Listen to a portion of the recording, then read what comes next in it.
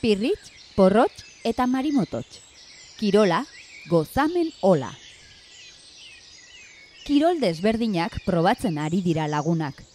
Guztia ezagutu behar da, egunen batean kirolik egokiena aukeratu ahal izateko. Olimpiadatara laster, esan du Pirritxek. Eskupilota ala surfa, ez dakit zer dudan nahiago. Marimototxek.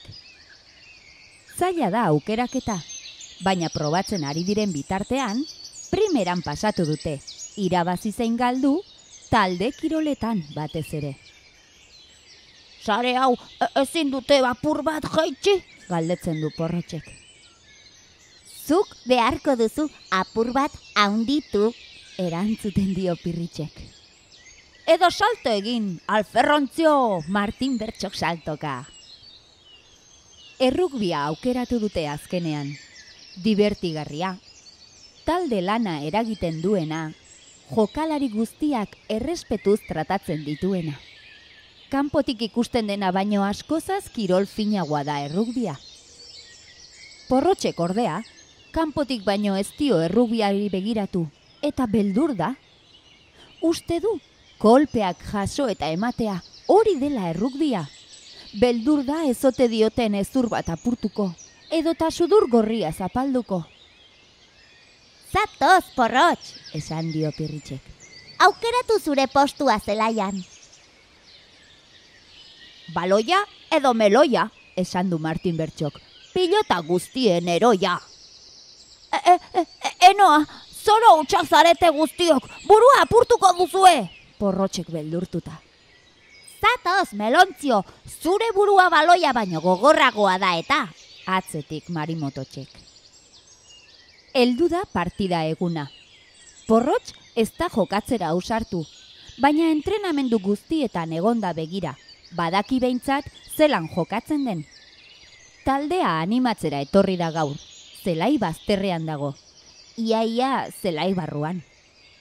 Halako batean baina, ostikoz jotako baloia Porrotxen eskuetara jauzi da. Aurrera begira jarri da, eta ikusi du Porrotxek kontrako taldekoak berehala datozela. Plakatzera, eta baloiak entzera.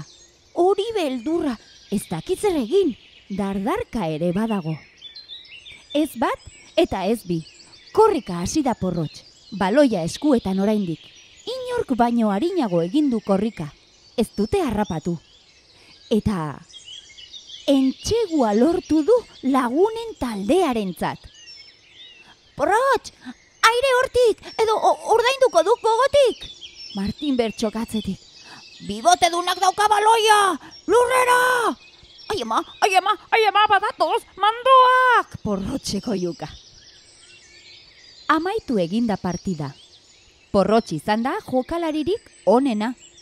Ikaragarri gozatu dute guztiek, eta betiko moduan, 3. denbora izenekoa ospatzen ari dira.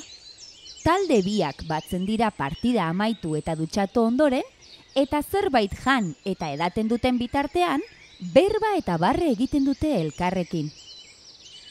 Zer, Porrotx? Galdetu dio Pirritxek. Kendu duzu beldurra? Etorriko zara gurekin jokatzera? Marimototxek. Partida erdi ere ez dut galduko, esan du Porrotxek harro. Urrengo partidarako indarrak berreskuratu behar. Txorixo muturra jaten duen bitartean. Entrenatu ere egin behar da, melontzio? Marimototxek.